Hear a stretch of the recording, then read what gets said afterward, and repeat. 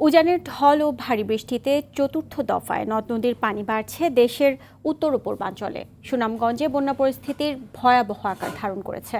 সুরমা নদীর পানি ছাতকে বিপদসীমার 203 সেন্টিমিটার উপর দিয়ে প্রবাহিত হচ্ছে। জেলা শহরের অর্ধেকের বেশি এলাকা পানিতে ডুবে গেছে। পুরোপুরি ডুবে আছে ছাতক ও দোয়ারাবাজার উপজেলা।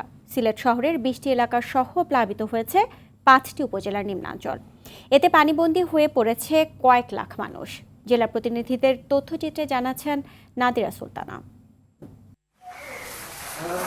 উজানের ঢল ও ভারী বৃষ্টিতে হঠাৎ করে সুনামগঞ্জ ও সিলেটে বন্যা ভয়াবহ রূপ ধারণ করেছে।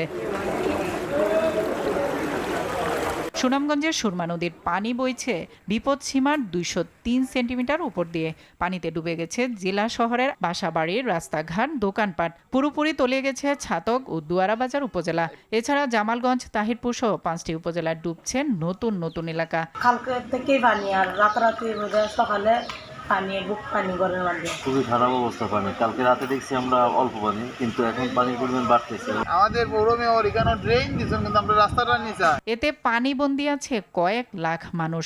বন্ধ আছে 2 শতাধিক শিক্ষা প্রতিষ্ঠান। গেল রাতে জেলার দুয়ারাবাজারের দুহালিয়া বাজিতপুর সড়কের একটি পাকা সেতু ভেঙে গেছে।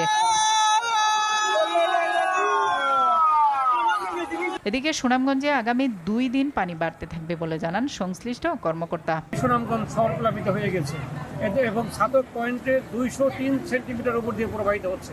আমরা আশা করতেছি যে আরো 2-1 দিন এই বন্যা পরিস্থিতি আরো খারাপের দিকে হয়তো যেতে পারে। সেই জন্য আমরা মানুষকে বলবো যে আপনারা সাবধানতা অবলম্বন করবেন। পানিতে ডুবে আছে সিলেট নগরীর 20টি এলাকা।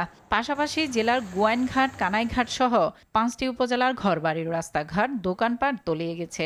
পানিবন্দী আছে লাখো মানুষ। মেন রোডে এখনো হাঁটু পানির উপরে, গাড়িও চলতে পারতেছে না। আমাদের এই স্কুলে আমরা পরীক্ষা শুরু করে দিয়েছিলাম, কিন্তু পানির জন্য আমাদের পরীক্ষা স্থগিত করতে হয়েছে। বাচ্চারা পরীক্ষা চলতেছে, এখন এই পানিতে বাড়াবাড়ি স্কুলে যাবে।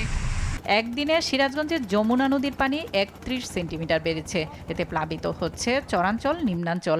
লালমনিরহাট ও কুড়িগ্রামেও বাড়ছে তিস্তা সহ সবকটি নদীর পানি। পানি বাড়াতে তিল আমার 2 বিঘা নষ্ট হচ্ছে, বাদাম 2 বিঘা গেছে, কাউন গেছে। আমরা কিভাবে বাঁচবো, এটা আপনাদের কাছে আমাদের এই দাবি যে আমরা কিভাবে বাঁচবো। নাদিরা সুলতানা, RTV।